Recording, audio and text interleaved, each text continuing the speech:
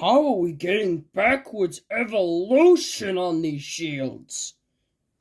Hello everyone, back with another amateur figure review.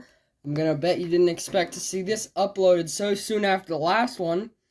As hinted by, well, sort of, in the last video, today I'm going to be reviewing the toybiz Marvel Legends Face Off Captain America and Red Skull 2-pack. Now, instead of going to the articulation, we're going to get to the sculpting and details of the figures. Let's begin. As you can see, this Captain America figure has a lot of detailed sculpting. The individual scales are sculpted beautifully and given a black wash. The mask is sculpted with a bunch of scarring and painted in a slightly different blue, and the A is painted on nearly perfectly. I feel this face actually looks pretty good for the toybiz era of Marvel Legends. And also, they didn't screw up the eyes somehow. Amazing. Now, there are some problems with the upper body of the figure, definitely, as that's what we're focusing on right now. The area around the neck makes it look like he's on a bunch of steroids, and also makes him look a bit hunched over. But while it doesn't look the best, I feel like the other details might be able to overshadow it. Moving down to the lower arms and torso, you can see plenty of stitching and seams in the gloves, arms, and stomach area. Also, look at that pouch, the way it almost looks like real leather, and the metallic painted belt. It's amazing. Now, another problem sort of arises in the legs. They look a bit spindly. The same could also be applied to the arms, at least when compared to the torso, especially that weird neck. But, honestly, in terms of anatomy, this is somehow one of the more normal-looking toybiz figures, if that's anything to go off of. While Captain America is definitely the highlight between the two figures, the Red Skull is also amazingly painted and detailed. Look at the wrinkles on the skull, and the head sculpt makes it almost look like a demon of sorts, which definitely fits his character. Look at the scratches on the chest armor, and the way they're painted in this dark blue and red. Look at the line work on the arms. It's amazing. Now, once again, moving on to the lower body, we see an interesting utility belt, and we also see these little, I guess, gauntlets on the hands with spikes. We can also see it on the elbows. Here's a look at the back of the figure. The pouches also go around here. Now, a problem with both of these figures is the ball-jointed hips toybiz uses. Hold on. Which look very, very ugly. Now, I feel like with this figure, the problems with the limbs actually aren't that bad in comparison to the torso, but they still look fairly spindly, I guess. The boots are fairly well textured, too, though, like most of the figure. But now that we've seen the sculpting and painting on these figures, now let's move on to the articulation. Captain America's head is on a hinge, which allows it to go 180 degrees like so. It can't look up very high, but it can move down fairly well. In terms of the ab crunch, takes a bit to force it. It can go down around this far, and can go back a decent amount. Now, in terms of the arms, he has butterfly joints, which allows them to move forward this far, and back a lot further. The arms are unfortunately only able to go up around this high, which is a bit strange for a figure like this. Of course, he can spin 90 degrees, and he has double jointed elbows, which allows the arms to go up a considerable amount. It also has the weird toybiz hand articulation, where around the forearm there's a twist, and at the wrist there's a hinge, which allows it to go forward this far and backwards this far. Now, this figure has the toybiz hand articulation, finger articulation, but this one is a bit more special, as it has individual finger articulation, which can be pretty useful, you know. You can have him you can have Captain America listening to rock music, maybe, or you can have him flip the bird, or in this case, the American Eagle, which I'm pretty sure Toy Biz didn't exactly intend you to do, but still pretty funny.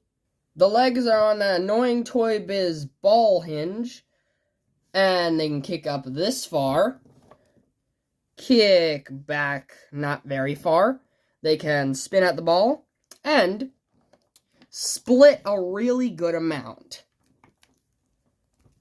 The legs are double jointed. He has boot cut articulation, which allows it to spin at the calf. It also has fairly normal foot articulation, where it goes back this far and forward this far. Unfortunately, no ankle rocker, but here's the thing about most Toy Biz figures. There's toe articulation, which can be pretty useful for posing. While the arm lift articulation isn't exactly the best, I still feel this figure has a really good articulation, especially with the individual fingers. So now, let's move on to the Red Skull's articulation. I probably should have mentioned this in the detailing and sculpting, but the reason why Red Skull is wearing armor is because there was a variant pack with Baron Strucker and an unmasked Captain America. So that's why they had to give Red Skull armor.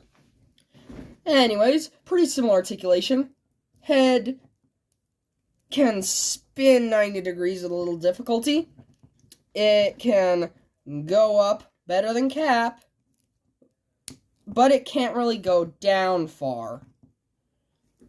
The arms, despite having shoulder pads, can lift a fair amount, definitely better than Captain America, although unfortunately, no butterfly joint. The arms are also double jointed and can bend forward this far. Similar hand articulation, but here's the problem with this Red Skull, at least when compared to Captain America. Only that single finger articulation, which allows him to make a sort of fist. It doesn't look the best. But it could allow him to hold a gun, maybe. Who knows? He also has an ab crunch, which can go this far and go backwards way further. I forgot to mention this too, but the Captain America also has his torso articulation, but like this Red Skull, I imagine it may be limited by this belt. Anyways, similar ball joints, can kick forward this far, kick backwards a bit further, and split. Thigh articulation right here at the ball joint. His legs can kick back this far, boot cut.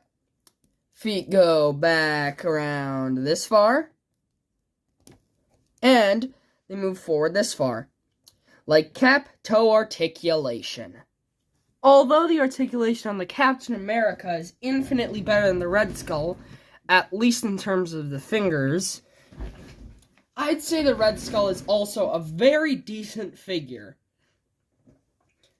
Heck, I was even able to get him to hold the Cosmic Cube from the Villain's Wave Red Skull. But, enough with the figures themselves. Let's get to the accessories, or the one from the 2-pack that I have. Captain America's Mighty Shield. It's a bit scuffed up, but for the price I got these figures at, that was to be expected. This set did come with more. There was a stand for the figures, a backdrop, and also some translucent pieces to help do some mid-air posing, which the figures do have holes in the back for. Now, while with most Captain America figures, in terms of their shield, they're, in the modern day, with the Hasbro Marvel Legends Captain America shields, they're simply painted. Although this one actually has sculpted details similar to the way Hasbro does the MCU shields, which I think looks a lot better. Now, while most Hasbro Marvel Legends Captain Americas, and a lot of Marvel Legends in general by Hasbro, they have this hole on the back. Now, usually there would be a clip-on piece and a peg hole at the back of the shield. But with this one, they did it a bit differently. Instead, they do have the clip-on piece, but also two little straps, which allow you to attach it to Captain America on the shoulders. While I think this is definitely a good way of doing it, I think I prefer the Hasbro way. Although, I feel like it would be interesting if someone could put the Hasbro clip-on peg hole and clip-on piece on the shield and kept these on. It would make for a pretty interesting effect. This clip-on piece here, on the other hand, allows you to, with a bit of force, with a lot of effort, you can use the piece to clip on to Captain America's wrist, which, of course, works well. If you're wondering about using the elastic straps to hold the shield, it works, I guess.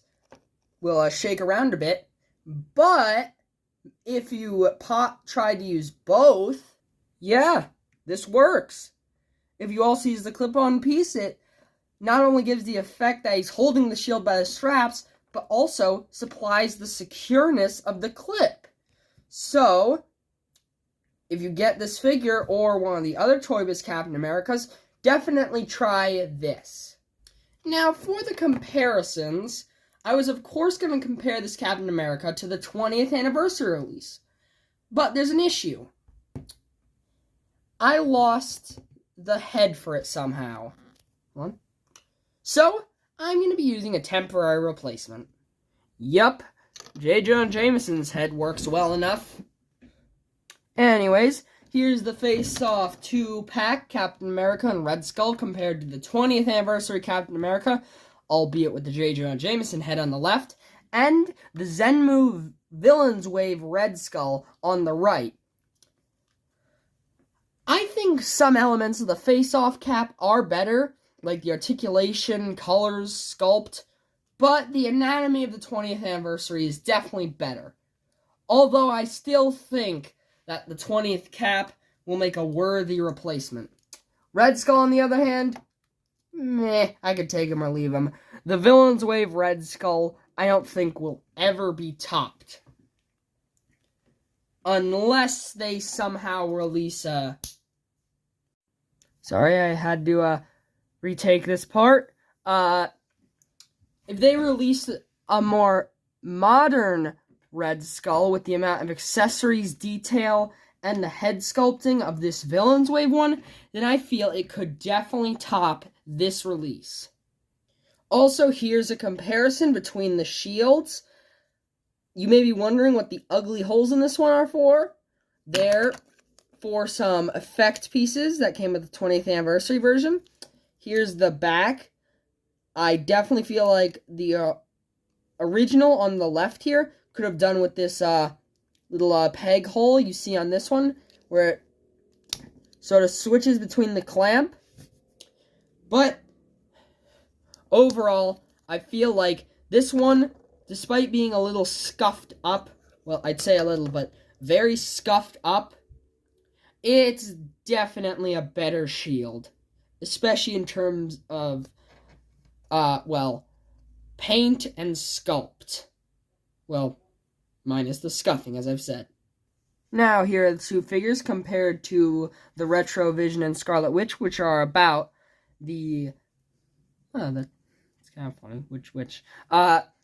Which are around the sizes of the standard male and female body molds that they use in the modern day. Overall, I feel like Captain America scales well, and Red Skull scales alright, because he's usually shorter than Cap.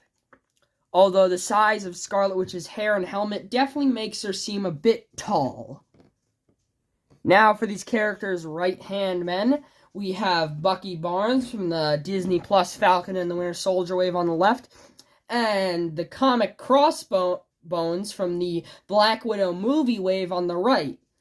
Bucky being around the size of Cap definitely makes sense.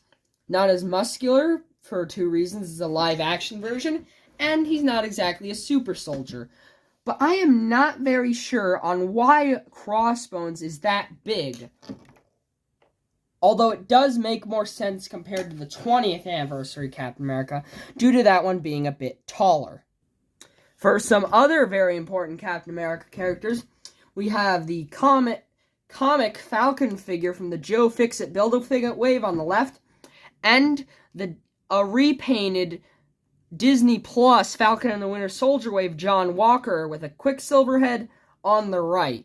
Overall, Falcon's size compared to Cap makes sense, but I'm not too sure about John Walker's size. Now, for the shorter characters from the last video, the repainted...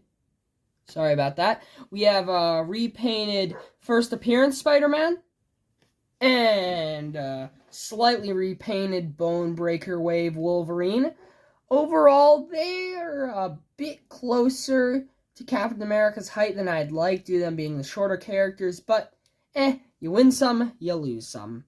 And here they are, compared to the retro Hercules on the left, and the Infinity Saga Endgame Thor on the left.